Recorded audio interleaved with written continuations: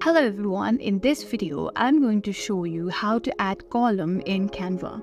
It's quite simple. So in order to add a column, let's start with making a table.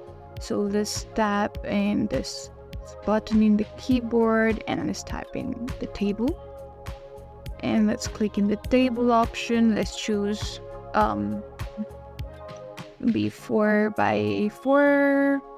And it will create a 4x4 table for you. So let's say I want to add column over here, like the extra column.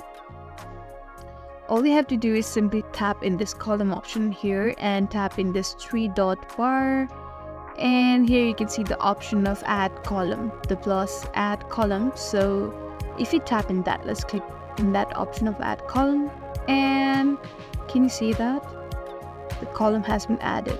If you want to add more, you can keep on clicking on it.